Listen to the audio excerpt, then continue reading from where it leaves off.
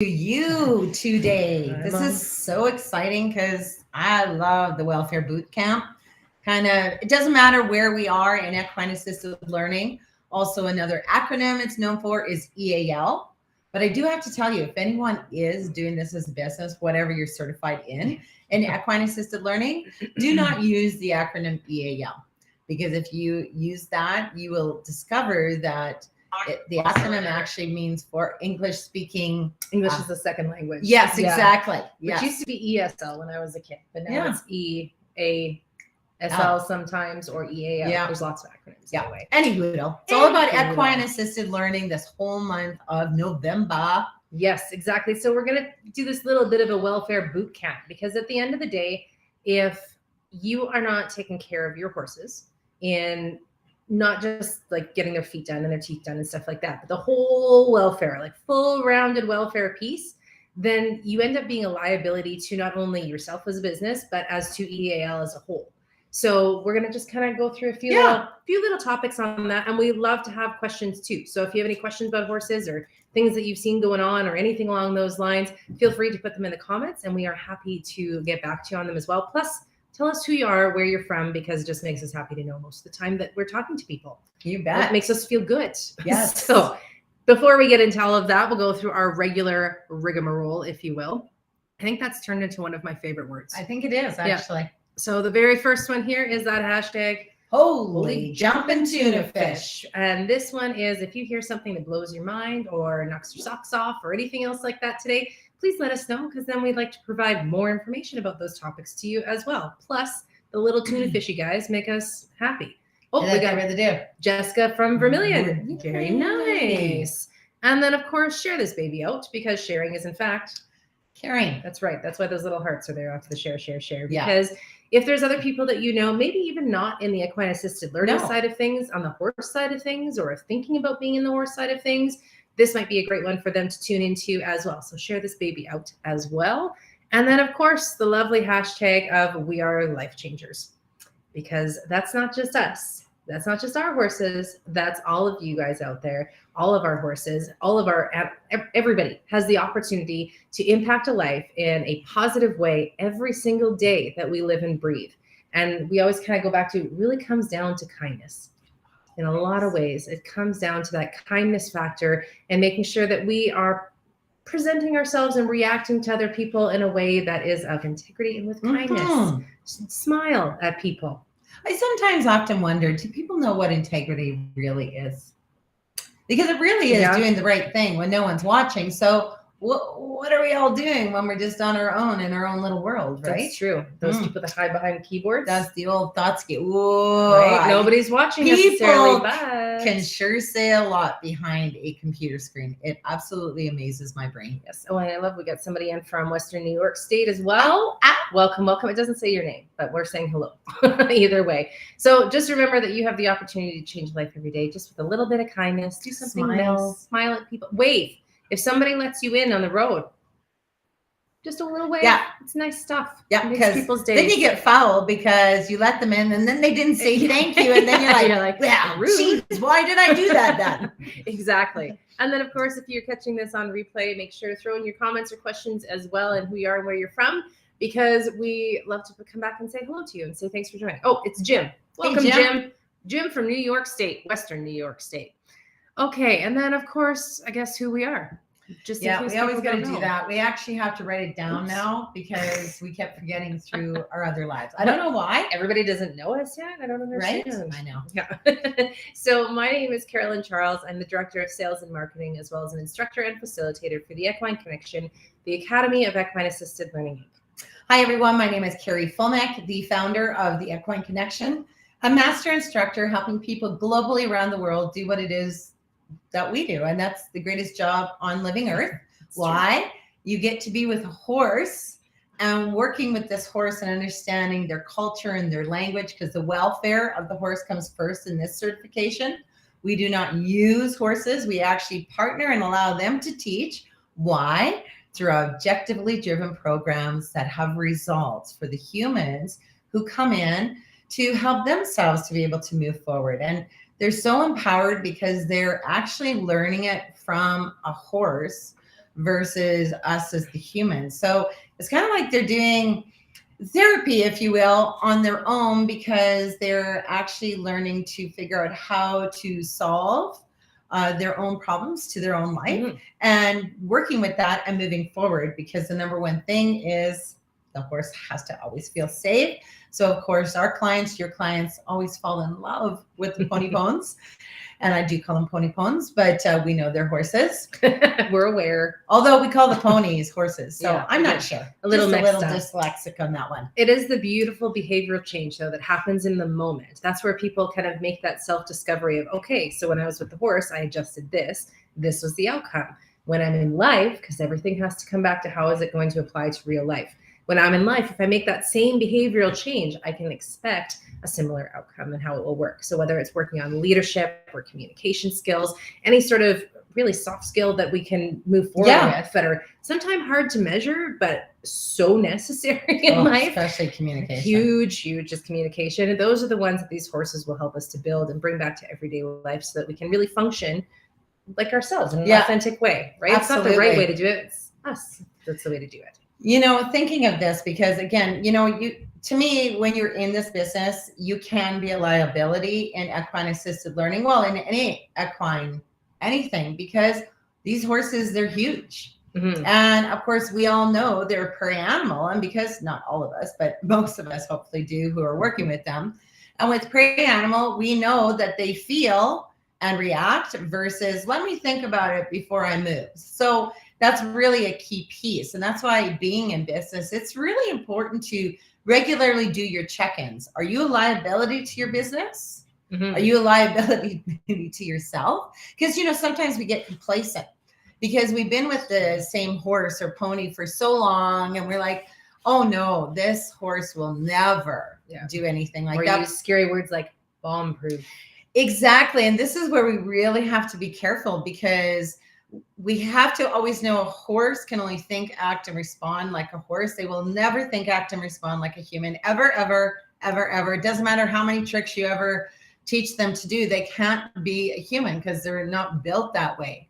So when we understand how the horse's culture and language actually works, this helps us to keep their number one piece, which is safety, at the forefront of everything that we do. But when we lack in that safety piece, you see, now we're not only jeopardizing our horse's welfare, but we're actually jeopardizing the clients that come in. And I think being in business, we have to regularly do those check-ins. Excuse me. Because even I remember this was a few years back, but I broke my toe because you see, I was, to me, in that little bit of a complacent state working with my same horse. And we all have, everybody's walked in the danger zone. Everybody's walked under a neck. Everybody's huddled. Oh my goodness. We do, but we have to be, exactly, very aware. And when I broke my toe, I'm like, Carrie, that was 100% your fault, because you weren't watching, you weren't doing what you normally do when you lift up a foot, right? So, it's like even wearing sandals with horses. I know many of us have done that. Don't get me wrong, but at the same time, we have to be vigilant and being responsible for our own safety as well, because haka baka Joe Tucka, when you get stepped on by a horse, they wreck that little human body quite nicely. And especially if you are working with clients, like what the groups that we work with, a lot of times they'll come in with flip-flops on or something along those lines, and that just, it's not good, because that's not only does it affect our program if they get stepped on or something like that, which if they got stepped on with decent boots on, we got nice deep sound here. It's not gonna, you're not gonna be like, that feels great. It's a massage. It'll still, you'll feel it, but you're not gonna get a broken foot, all those pieces, because we've got that in place already. But if you're wearing flip-flops out there, it's gonna hurt. And we don't want that, because it affects our program, our business, and equine assisted learning as a whole. If we have people out there that are constantly getting hurt, that word is going to spread. So we did do a live a few weeks ago on Are You a Liability? But we went super off track. So we're coming back to it a little bit here, because full circle. So, and even taking that into accountability. So what we have done to, like my husband always says, there is never a problem, only a solution. So keeping in mind being in business with horses and not wanting to be that liability, We actually have a closet full of boots and shoes. Yeah. And socks, mix mash. Yeah, all the ones that come from your dryer. Took the other one. Yeah, those socks. Exactly. So we have everything available for when our clients do come in and maybe they didn't check the email to make sure they were wearing the proper footwear. We always have, nobody goes into this arena. And I mean, again, we're even paying for insurance and all of those pieces that you have to be when you're in business. So it's really important that you're setting up your business or what you already have, or even just, again, working one-on-one with your own horses. Be prepared and be ready. So safety is the number one. And be diligent with it. That's where you can't get Constantly. complacent. You do, as a business owner, I don't care if it's a boarding stable or whatever else, it's yours. Mm-hmm. So you have to make sure that you are diligent with those safety aspects and not getting to that complacency place. Again, if you're doing it yourself, that's one thing, because if you get hurt, that's on you, right? Yeah. But when you're doing this kind of thing with clients, that's on all of us, really, at the end of the day. So you have to make sure that the horse's welfare and your human's welfare are always coming into account. And of course, if we are keeping our horse safe, that in turn keeps our people safe. And this is why anything in equine assisted learning, because this is going to be our topic of the month, equine assisted learning. And when I started 2008, let me tell you, humans, nobody even heard of equine assisted learning when I started trying to explain to clients why they want to come and take this. They had no idea, because blink. They just didn't get it. I'm like horse assisted, like the horse assists you in learning skills to become strong. They were like, so they ride them? Cuckoo. No. Cuckoo. It was, it was a lot of years of work for this people. So even in that idea of what is equine assisted learning, and that's why it's so exciting, and understanding that it is the horse that's actually assisting in that learning process. And that's why it's so important that we not be the liability in this field. I remember that when I first began, I had heard of a different certification. I thought I wanted to go check it out and see what was happening. And wow, people were walking under the horse. And my brain was like, oh, that is such a liability. Because see, now I'm in the equine assisted learning field. What if that equine assisted learning field certification actually had an accident with those humans who are walking underneath the horse? It actually panicked me. I'm like, this is not safe. Not safe, not only for the horse, how unfair to the horse. So I was just a prey animal, and that's his most vulnerable place. And us predators are walking under them. But what's the purpose? This is where the people side gets muddy. Because people start, when you're in a facilitation or you're doing equine assisted learning, people start listening to the people problems or make it about the people. And that's when it turns that we're using the horses. Like, that's a situation that is pure using, because you're not thinking about their welfare. And what does that feel like for a prey animal to have a predator crawl underneath their soft underbelly? Right? Because when you think of it like that, you're like, oh, wow, like, yeah, no, that's not fair. But I get where people's thought process is that, people are building this, relationship that they can crawl under there, but they're not thinking, is this fair to all parties, right? Like, it's not, I can see where the human brain, but you're not considering all parts of the process in that. You know what I mean? Like, I get where you're coming from. Yeah, exactamundos. Yeah. Just because you can doesn't mean you should. No. That's in so many cases in life, right? That is a good statement right there. Just absolutely because you can does not mean you should. So even for ourselves, hey Jennifer, I love that one. Closed-toed shoes are mandatory at my farm. Mandatory. You bet. I love the closet of extra shoes. It is a great idea to have. And we have a closet full of coats and gloves and all kinds of great things. Just because we just know, as humans, for some reason, we sometimes forget to bring. And we work with a lot of at-risk youth and that sort of thing, and that's not always something that they have. So it's just we nice just to supply. have available. Yeah. And I always think it's beautiful, when you count on your community, let your community know how you are running this beautiful equine assisted learning programs to help humans move forward. They want to help you if you need donations, on coats and boots and even helmets. If you're bringing helmets into your program, that's another piece that's really crucial. So even for us here, again, we're doing that checklist of, are we a liability? Because we don't want to be a liability. We always want safe. we have our little safety plans that we have in our little classroom and out in the arena, just again, keeping on that straight and arrow with the safety, straight and narrow, not the straight and like our exit and everything, those ones. Yeah, exactly. And we have the exit signs, the emergency plans. We have our 911 in the arena, again, just in case something seriously did ever happen. We have a muster point because everybody who comes into this facility, we always want to prepare them that we first look after safety and then we go into the programs. But everybody knows the safety piece before we begin. Even ensuring you have a phone. Like if something were to happen, you need to make sure that you have a phone in there. So not everybody or your clients needs to bring in one, but you got to make sure somebody has the ability to call for help if necessary. First aid stuff. I mean, there's just a plethora of things that you can do to making sure that you're dotting your I's and crossing your T's to get the initial safety piece under control. But it's not just about having all of that. It's living with your horses in a way that you can help them to always feel safe as well. And knowing them, I think, is huge. Oh, knowing your horses and who you're working with is massive. Absolutely. But I mean, I've always said this, even when we're certifying and we're helping people do what we do, and they come for the 3-day hands-on training, because sometimes, we're horse people, we have our skill, and then you come for training and it's like, you forget that you have any skill to work Somebody with a else's horse. Yeah, that's what people always say, it's someone else's horse. But here's the thing, this is not true. Horses speak one language globally around the world. One language. They're not hearing English, Spanish, French. That's not what they hear. They hear through what's inside of us as humans, if we're on the same path in our stimulus, or if it's all messed up and confused inside.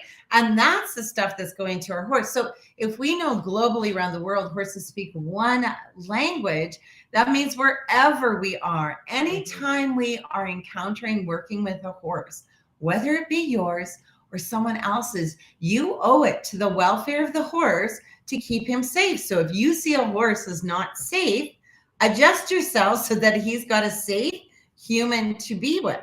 This is crucial to the welfare of who it is that they are. And they're relying on as humans because, see, as humans, we've tried to recreate that they must come to our world and think our way. Well, that's impossible. We took them from their world and put them in this human world. Now it is our responsibility to actually understand their language, their culture, so that we can now help them to feel a safe place. Because here's the thing too, if you're over desensitizing your horse to the 9, does that really make them safe? And again, even that desensitization piece, it's different than them being curious and understanding for themselves versus having a bag flap behind them is a very different piece. That's like typical desensitizing, but that just means that they're allowing it to happen, but not understanding it. And that can be a pop-off explosion one day too. And that's, I think, what I was meaning with knowing your horse. It's not just knowing your horses, but knowing how a horse works. What are you looking for in the signs of everything like that to make sure that you are acknowledging where that horse is at, instead of going to that tool place or saying, oh, the horse's head is super high up there. It's because you did this and that. We don't always know. It's for the people to figure out those pieces and fill in the blanks for what the horse is saying, not for us to say what humanism pieces we think a horse might be saying or trying to get to. And I'll let Carolyn read this, Rita, but that I was going to bring this up actually next. So it's really cool that you put this in. Do you want to read this one? It looks so, is the font smaller than usual or is it further than usual? I don't know. But you have younger eyes because you're younger. Yes. Weird. So on the safety liability aspect, how do you handle the day when the horses are just off? For example, today we had a farrier out trimming our trained horses, trained in capitals, and we have a cold front coming in and the wind is blowing 40, 50 miles per hour. All the horses acted like unhandled 2-year-olds in the barn today. I thought, good grief, I'm so glad this wasn't an EAL day. How would you handle a day like that, though, if it had been? We've seen these days. Oh, we sure have. And I just love the way you said that, too, because isn't that just like having children and, you're so happy because your kids are so respectful and they really look up to you, and then other people come around or they go to somebody's house and pick the leather off their chair. Like Yeah, My that's, kid did that. but we totally understand. Now, here's the thing, even for our EAL, the one key component is, yeah, there is going to be some off days with our horses. Why? We're also going to be off. Like, even if you think about even what you just went through. So you've got cold, okay? There's a windstorm coming in. Think about where all the humans are at right now with the horses. Going we're out wanting to them get even. the job Yeah. done fast. Then the horse isn't reacting the way we're wanting him to. Our stimulus goes higher and higher because all we want to do is get the job done. So you see, even though we're not able to get back to our patient piece because, see, we're thinking of all of these things that are happening right in front of us, we've changed our stimulus, and it happens in the arena as well. So even for our clients who cannot make the change inside, they can't get their breathing down, the horse keeps moving. Of course, now they're moving and living in fear, our clients. So if you can't step in and help save the horse by helping the horse come down to a safe place again, because humans, they could be trying, but remember, we're humans. So we do a lot of thinking and we're not sure how to completely get our think and feel on the same page. We definitely step in. And the first thing that I personally do, Carolyn might have her different system. I say, hey, do you want me to take, I'd say Brandon, the horse. Do you want me to take Brandon for a sec? And they're going to say, sure. Because right now they are feeling very scared. So you see, as soon as they release the horse to me, they're already feeling lighter because you've taken away the pressure of how that horse is reacting. And then now we'll say, hey, so you guys, you've tried communicating, and they're going to say, yes, you've been working together as a team, as I've seen. Do you think that Brandon could just be having an off day? Do you think maybe teaching is just not where he wants to be today? So I still try to facilitate it because I want to see what the non-horse people, our clients, say. And lots of times they say, yeah, sometimes I feel off, or sometimes I'm just not having a good day. So then I'll say, so do you think we should give him a break? Let him go out, be a horse, and let's see if we can bring in another horse teacher instead. So we can do things like that to help the humans, because I agree. If your horse is off and you'll see it because your horse is speaking to you, you can't get that horse calmed down. And sometimes even when we come in, we're still bringing more pressure to that horse because we're upset that our horse is reacting like this. So always remember, we too are bringing that in. The safest place for everyone to be is the horse going bye-bye out, because how are you going to get non-horse people to be able to make that change fast enough for your horse to feel safe? So it's fine. Totally. And it depends on what level. Well, I was going to say that do you want me to hold the horse is definitely one too, because that just takes do that too. Yeah, that takes that pressure off huge. But then probably one of my first questions would be, where is everybody at? Right? Because a lot of times just expressing, I'm freaked out, I'm frustrated, I'm nervous as hell, whatever it may be, just expressing is like, and it's authentic. So all of a sudden our horse feels better from that already. And if you get a little bit of a reaction of like, okay, we're coming down a bit, then I would go to the breathing. Yeah. Okay, so when's the last time anybody took a full breath, right? Or something that's going to make them laugh, or something along those lines. Because then if the people can start coming down, we can bring about, okay, has our horse changed? If our horse is still, then absolutely. Yeah, I agree with what Carolyn's saying. This piece has to be first. Yeah. My piece and our piece at the end would be, they've done everything. You've done your step-ins a few times, but now it's still getting too much because your horse is super high still. And you'll be able to feel that. Oh yeah. Because there's times where we're holding that horse and the people are like, I'm breathing. Right? Whatever's happening is not happening. And then you can feel it. I swear to you, through the lead rope, this is not going to get better right now, right? However, after all that's said and done, you do let your horse go and that sort of thing. You got to check in with them after, because you got to make sure we're still maintaining something for them, so that the arena, working with us, all of that is still a safe place, and go and check in. Okay, is this a reaction to the stimulus that was happening right then, or is it something going on with our horse? We need to know about that maintenance piece and ensuring that we're keeping our horses feeling safe all the time with us as well. And I love what you had just said. So again, thinking, are you a liability in your equine assisted learning? The one piece with that with your horse as well, you can't let a high horse, now again, this is the human and understanding how a horse thinks, acts, and responds. here this horse is high, can't settle down with the other humans. You're going to take care of him now. All the options have been done for safety alone for the horse. You are now going to take that horse out.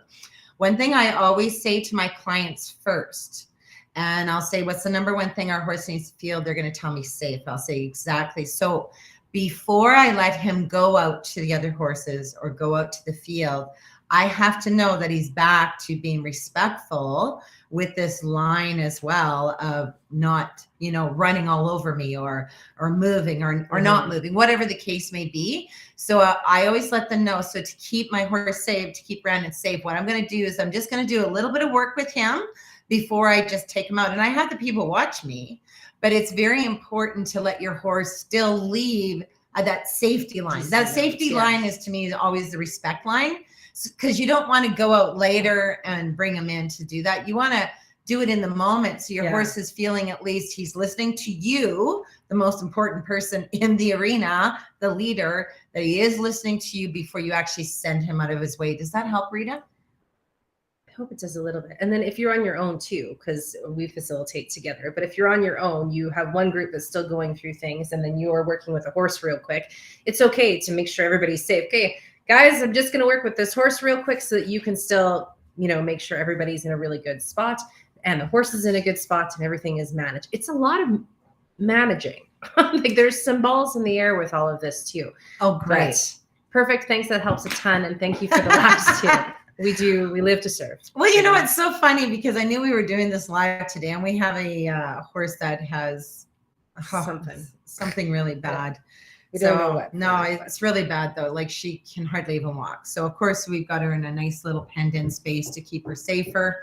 So every morning I go out there at 5 a.m. Now it's pitch dark here in Alberta. Now today we have a winter storm, north wind blowing. I am being blown away. I can't see nothing.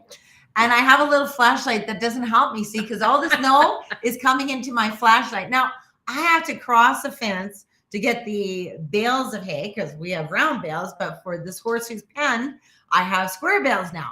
So I'm crawling through the fence, and I can't see anything. Now, when I come and I got all my flakes of hay put together, guess what? All of the other 7 horses are now at this fence line where I am. Now I'm like in my mode of, I don't care where you are. I am crawling out from this, holding my flakes of hay, and I got my shoulders moving because I'm just going to that pen so that they are not wanting to eat it. And I laughed after because I thought, were you a liability? Were you actually looking for safety? Or are you just charging through like a bull, a human bull? I know what to get you for. I don't buy gifts or anything. We don't do that part anymore. Well, you just bought me a t-shirt. Oh yeah, you just gave it to me. That's true. I did do that. I bought something nice, but I forgot to give it to her for like 3 months. She doesn't buy me gifts. No, but a headlamp. Oh, a headlamp. That's what you need. But I have one actually in the tack room. Well, that's what you should use. That's actually kind of smart. Yeah. Now I wouldn't be a liability. Free, right? Smart. Oh, I'm going to get myself the old coal miner's light. Yep, I think you should. Okay. Because and again, you're trying to get a job done. Sometimes it turns into pure chaos because you're just so task focused. And something I say, and I think you say it now too, is task versus team. Right? Are we task or are we team? Because when you're working with horses, you got to have the team side going too. If you're all task, it's just going to go to hell in a handbasket because you forgot about a whole live, living, breathing member of the team. It's just I'm getting that hay out, Matt. You're forgetting about the live member of the team, which is you in that instance. Yeah, task only. No, it can't be us who are sending you the bad weather, Rita. Oh no, it is because it's coming from the north. Yeah, we might. Darn it. Okay, you're welcome. You won. Yeah. Oh my goodness, but those are just really. Well, I think it's the biggest thing. I think always questioning: are you a liability? We have to always look inside of us first. Are we being so human that we're forgetting to understand what that horse is?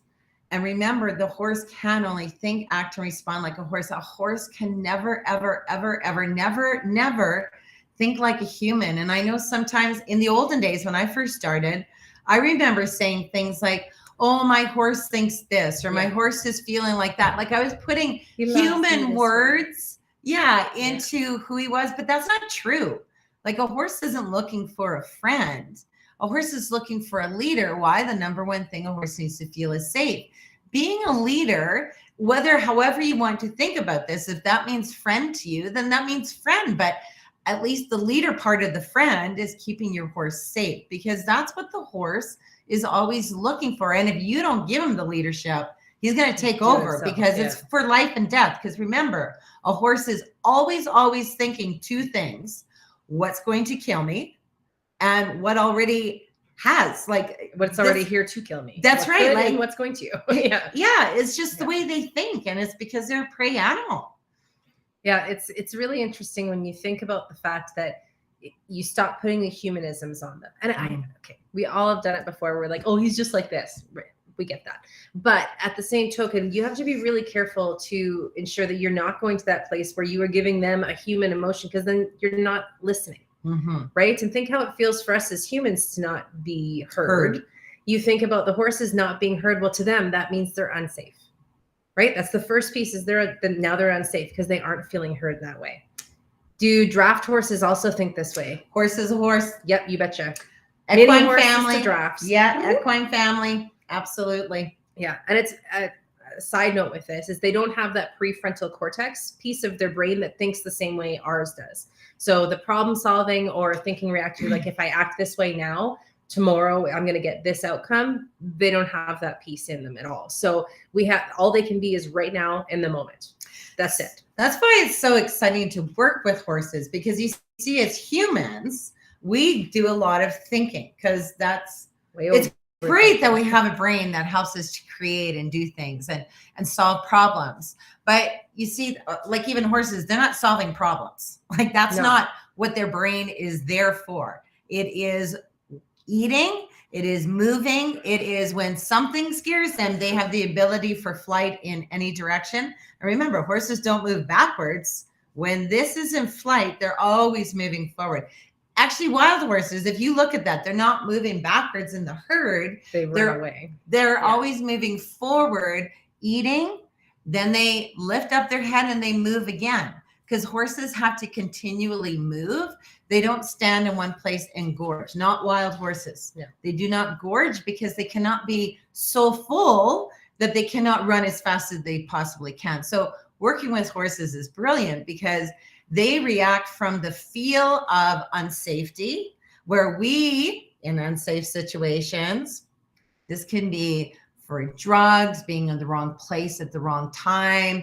This could be abuse. This could be anything where we know we should have flight because we've got that ability, but then we take it to our head and we'll say, well, he apologized, or, no, I won't ever do that again. It was just a one-time thing. You see it? Like we start making it to be okay in our brain, where horses don't do that. No. They're like, holy Toledo's, whatever's coming at me through this stimulus, it ain't safe. I got to go. I like the way Lisa said that too. What's going to kill me, and do I have to leave or to get out of here now? Like, right? Like what's going to kill me, and do I have to flee? That makes sense too, because that's the piece. Is it time to go? Exactly. Yeah, exactly. No, horses I don't think we as humans on earth will ever have all of the knowledge to be able to completely understand them. But I do have to say it's very exciting, because I'd say for the last 10 years, you see a lot of our horsemanship trainers as well going from this old cowboy horsemanship way to this beautiful, we got to connect, we need to hear, we need to have communication. I remember, when I was doing the pen for our horse Roxy, who's got a really bad leg that I don't know if she can be fixed. Something's happening. Something's going on. Yeah. But anyway, as I'm cleaning out her pen, one of our horses, Comet, came up, and now he usually doesn't come up to just talk. So I thought, well, this is kind of interesting, because he intentionally came over to me as I was cleaning. So I stopped to listen. So then I say to Comet, what do you want me to know? Now, I'm not great at this yet. I'm not. I'm really trying very hard. And he looked at me and he gave me his ear. And I'm like, I need something more. In English, please. Yeah. So then of course I said, okay, well, you just stay here, buddy. And I finished doing my raking, but then he moved into me again. So now I'm like this is where my brain is like, why did he intentionally come in? What is he trying to tell me he needs help with? Now, here's the thing. I want you to understand what did happen is I went to my sixth sense, my gut. I did. And I said, it is at his feet. Mm. But I didn't act on my beautiful intuition like a horse does. I let it pass. And then the next day when I came out, Comet was limping. I'm like, crap. Like, he came up to me. My gut said feet for whatever reason. Because I mean, it's not like he said, he didn't say that. No. So it's just my gut did something when he intuitively came to me to do something. And I didn't act on my intuitive piece. I said, okay, human, I guess I don't understand what you're saying there, buddy. And I left. Yeah. So did you check his feet now? Well, then, of course, we did have to check his feet, and now nothing was in it. Or no, that's not true either, because it was so heavy, you know, with the mud and everything, and it was molded. Yeah. We weren't sure if a rock came out of it or not, but he is getting better, everybody who's concerned. Yeah. Interesting. No, it really is interesting. So I think as equine assisted learning, always make sure what kind of equine assisted learning are you doing? Are you interested in creating for your own business? Really search out what is the best one that fits for your life and how that rolls. Because any of us, and I love the umbrella of equine assisted learning, and we all have to work together to maintain, to me, the welfare of the horse comes first, not using, but working with the horse. And when we can all do this, then we won't be a liability in the industry. But I tell you, when we have some scary freaking things going on out there, I mean, sometimes, you know, a 2-day workshop and you can put up a shingle that says you're doing equine therapy, that scares the living pee-pees out of me. With no workshop. Right? Yeah, you can just throw it. There's not a regular. Regulatory body. A governing body. Thank you. Yeah. No, but it doesn't start with an R. No. Yeah. But there isn't We that should piece have of one. it necessarily. And it's, well, I mean, there's forces moving towards that as well. But no, do I get on this? Do you? Okay, little soapbox moment. It's the same with the therapy side of things. If you're doing equine assisted learning and you are not a therapist, don't be hopping into somebody's psyche to try to fix something out. You don't belong there. You are not an electrician. You don't fix the wires, kind of deal, right? You're not degreed. Don't touch the psyche. Don't do it, because you can do a lot more harm to people than good. And that's a part of being a liability to equine assisted learning or to equine assisted therapy as well. We aren't therapists. We know touchy psyche. We help people develop life skills so they can move forward in their lives from exactly where they are. And that to us is huge and beautiful, and we absolutely love doing it. It doesn't mean there isn't a purpose for all of the different formats of equine assisted learning or anything else like that, and a purpose for the therapy side of things as well. We love it. Mm-hmm. But if you're not a registered therapist, don't say you're doing therapy, because you shouldn't be doing it. No. See, did you see that? I took that soapbox. Woo, And really you smushed it into a little pea. Yeah, because usually I go on that one for quite some time. Yes. Yeah, I took it Yes, down. she does. People. No, that was good. So again, just do your check-ins, and remember, even with yourself, don't ever get complacent to say, oh, my bud, I've been with him forever. He loves me so much. And yes, he does. He would not do that. Remember, a horse can only think, act, and respond like a horse. If something did freak the living pee-pees out of him, and he does something and you say, whoa, I've never seen him do that before, it's not because he's thinking about it. No. He's only reacting from that stimulus. So don't get complacent. Always be safe. Even when I go out to work with the herd, except for this morning at 5 a.m., I do have to tell you, I always say to the 8 horses, I say, I am human, you're horses. So remember, human. So don't come and crowd me when I'm wanting to just be, because they like to, well, we all like to hang together, right? So it's really important that they too understand human, little body, horse, you ginormous body, and you just react versus I'm going to think about things for a while. Yeah. And I loved even the question about the Clydes too, because people, I love the Clydes, the gentle giants, the lovely Clydes, or with the minis too. People forget that they're horses. Horses are horses are horse people. Mm-hmm. Listen to them and understand that that's how they speak. They're not humans. No, they are horses. So I hope we can get a whole bunch of you for this month. We're really going into a whole bunch of different things in equine assisted learning, whether it be programs, whether it be lessons, whether it be instructional pieces, how it works, how do clients come out of it, how they just running through the whole gamut of everything. So bring your questions along, join us, because what a great day, especially when it's snowing out. Bring your hot chocolate, stay in your jammies, and just have a great day of learning more with equine assisted learning, but the right way, and making sure the welfare of the horse is first, and then you no longer are that liability to your business or to yourself. Sometimes, actually, when you think about that, we should just ask ourselves daily, Carrie, are you a liability to yourself today? Take it down, breathe, be patient, be calm, and it always feels better versus reactive. Lisa, it's funny, when I was a teen, my horse was my best friend. And I remember one day he came to me to bite me. And that always comes up in my mind because something was up with me that day, not him. Right? Yeah. And you know, there's so many aspects of it that we can take on, that we're bringing a stimulus to things. But you have, like we've said, a horse is still a horse is still a horse. And if they feel unsafe, they have to go. That's just how they live and breathe, is that their safety must come first. And so by always putting in the fact that my horse would never, you're really not doing them justice, because they could absolutely take flight or do what they need to do to feel safe at the end of the day. And they're not going to go out of their way to hurt you by any means ever. But they still could. And they're big. You're little. They're big. Yeah. And just to end off with, here's another important piece too. So Mr. Chris Irwin, for those of you who know him, I absolutely love him. He's a great horse person. That's cool. Yeah. He is a really great horse person, and he's been here before as well. And, you know, one thing we always say is it's us that our stimulus is going to our horses. And of course, you know, making them feel unsafe. Now, it's not always that way though. Like, here's the thing that we have to also know, because safety doesn't mean we're ooey and gooey and, oh, we got to make sure. No, safety is meaning, okay, I'm the leader here. I'm going to get you over there because it has to be done for your safety. Like, sometimes we've got to take that initiative to be that strong. Yeah. Sometimes it is. And he made a really valid point that also the personality of our horse will come into play. So, for example, we have a horse who he's a Hanoverian thoroughbred, and he has a really cool personality in the fact that he really likes to challenge everything.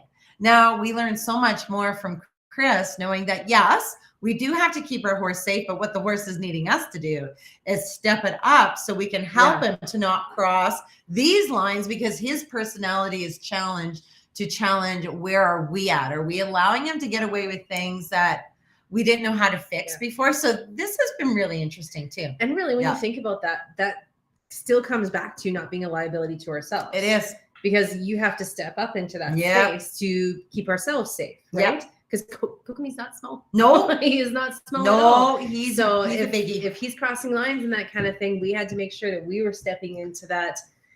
And we can't even go there. No, I'm not going to say what I call it. That's funny. Nope.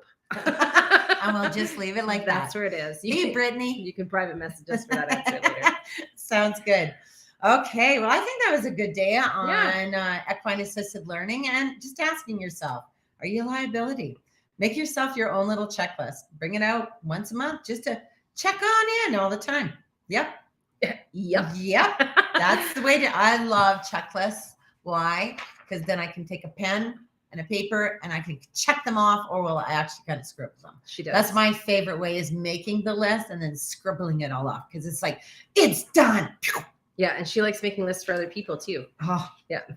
It makes her happy. I'm sure of it. I do. And my kids, every morning, my kids walked up those little stairs and they had a nice little to-do list every single morning. Well, no, Sunday I didn't. It was most times. Yeah. I'm just a list maker. Yeah. They are good, well-rounded young women now. Darn toot and galootin'. Thanks, ladies. Always learn something. Oh, perfect. Thanks so much, Jim. I don't know. He just made. Oh, too funny. All right. So have an amazing day, everyone. And I think we're on same times next week. I feel so. Yeah. So we'll see you back here talking a lot more about equine assisted learning. Oh, Rach, our facilitator of the month. Oh, yes. So amazingly empowering when we can actively listen to our horses every interaction. They speak so clear and loudly, often more than humans. Thanks for this today, ladies, and extra thanks for everything you gals continue to do. Aww. And Michelle, love you too. Thank you. Aww, love you too. Look at these smooshy smooshes. I love mushy mush. Mushy mush is one of my favorites. That's exactly right. Okay, be well, everyone. Remember, you are a life changer. You are. Don't let anybody tell you otherwise. You are unique and a gift to this world. And now in the interim with horses, just always maintain that one piece. The number one thing your horse needs to feel is safe. And guess what? When you're living in your own gift and accepting who you are, you're safe. So look at how it actually balances out for the two of you. Absolutely. And we'll see you guys all next week. If you do have other things you want to know about equine assisted learning, throw them in the comments too, because we'd always like to have more to talk about. Absolutely. Absolutely. It works well for us. Have a fantastic week, everybody, and we'll see you next time for more